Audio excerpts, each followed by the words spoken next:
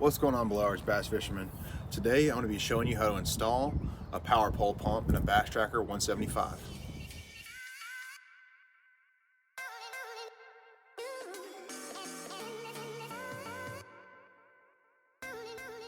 So your kit is going to come with some hydraulic fluid, your hydraulic pump, your pump bracket, all the nuts and bolts. You're going to have to find a way to get your pump down in there so that you can test it out. So if you're like me and you have 3 batteries in your boat, I have 2 trolling batteries and then a cranking battery way back there in the back. You'll have to remove this battery so that you can gain access into the hole. You'll also have to remove this cap right here so that you can gain access down there, because you're going to mount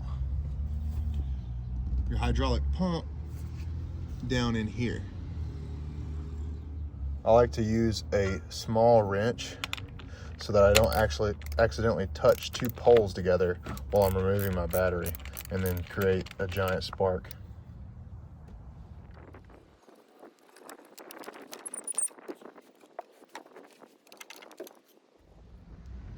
So essentially what you're gonna have to do is get your pump to fit down inside here.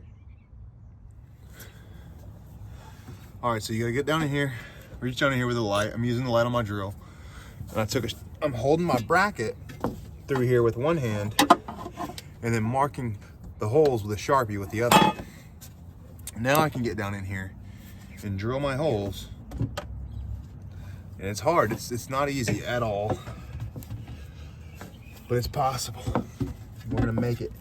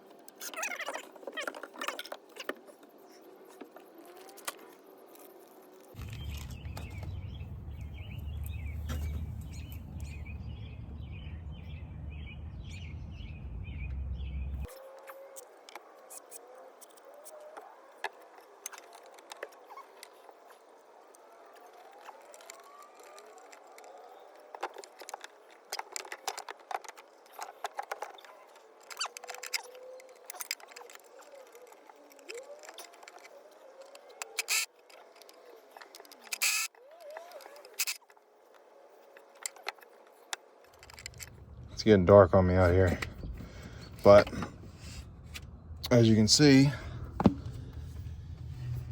I've got my top 2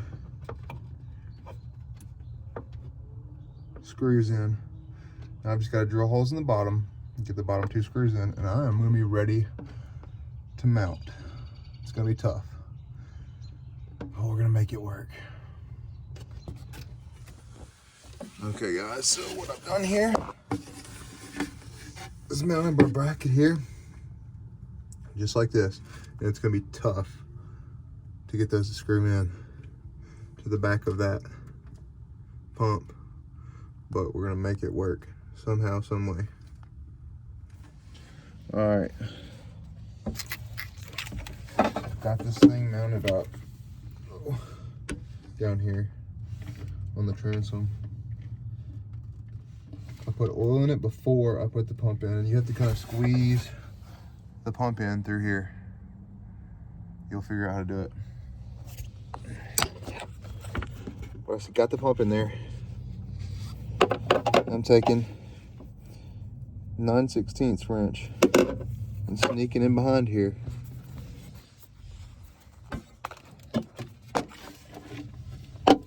Like this.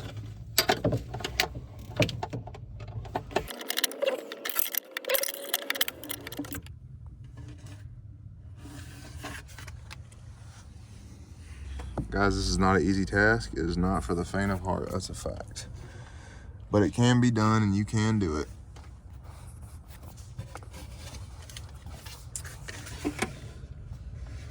So I've made it to where I can actually add hydraulic fluid if I need to.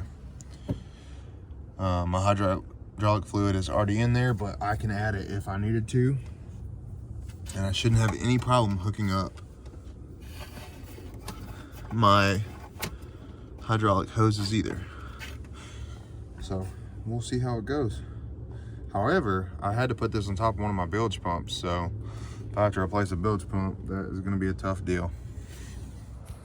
All right, guys, what I'm going to do for my power pole, so it's not constantly on, I'm installing a switch right here. Get our hole drill, put some more RTV just to be safe. All right, so we took our hot wire from our power pole pump and we put it to a switch here. This is actually a tractor switch from Tractor Supply, but it should work just fine. It's 35 amps, so we'll see. All right, we've got our switch installed. Now we're just gonna hook it up to the battery. Now, when we flip the switch, we should have power. We got power.